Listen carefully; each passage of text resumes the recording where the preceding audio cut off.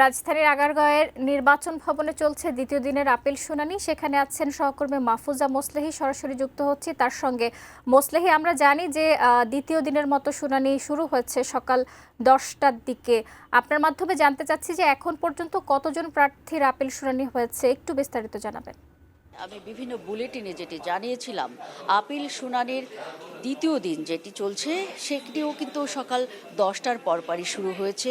নির্বাচন কমিশন যে ভবন রয়েছে, বিশেষ করে আগারগাঁও নির্বাচন ভবন, সেখানের বেসমেন্টে।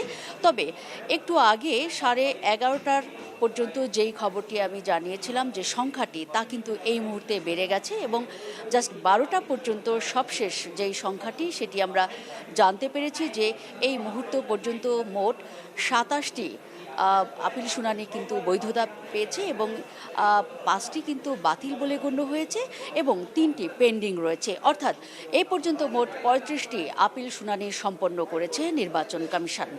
আমরা জানি যে সারা দেশে রিটার্নিং কর্মকর্তাদের বিরুদ্ধে, বিশেষ করে তাদের বাতিল আদেশ, মনোনয়ন বাতিল আদেশের বিরুদ্ধে কিন্তু এরই মধ্যে 723টি মনোনয়নপত্র বাতিল বলে ঘোষণা করেছিল নির্বাচন কমিশন। আপিল দায়ের শেষে আমরা জেনেছিলাম যে 645টি মোট আপিল দায়ের হয়েছে এর বিরুদ্ধে এবং প্রথম দিন গতকাল পর্যন্ত আমরা 70 জনের আপিল শুনানি শুনেছি এবং সেখানে কিন্তু মোট 52 জনের বৈধতা কথা জানিয়েছে নির্বাচন কমিশন।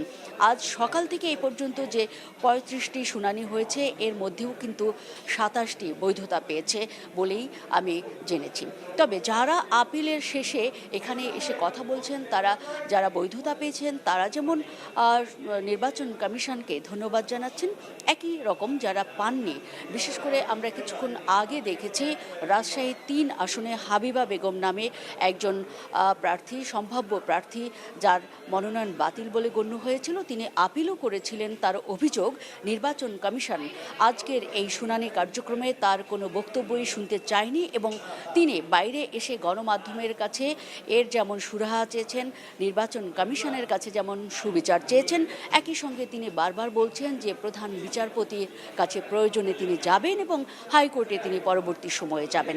তবে সব মিলে আসলে আগামী নির্বাচনকে সুষ্ঠু এবং প্রশ্নের ঊর্ধ্বে রাখতে কিন্তু নির্বাচন কমিশন থেকে বরাবরই, এই নির্বাচন কমিশন থেকে আমরা যে স্বচ্ছতার যে তথ্য বা যে প্রতিশ্রুতি পেয়েছিলাম, সেটি নিয়ে কিন্তু এখন যারা মনোনয়ন বঞ্চিত প্রার্থী বা সম্ভাব্য প্রার্থী তারা কিন্তু প্রশ্ন তুলছেন এবং তারা আশঙ্কা করছেন যে ভোটের মাঠও আসলে এ ধরনের পক্ষপাত দুষ্ট হবে নির্বাচন কমিশনের দ্বারা।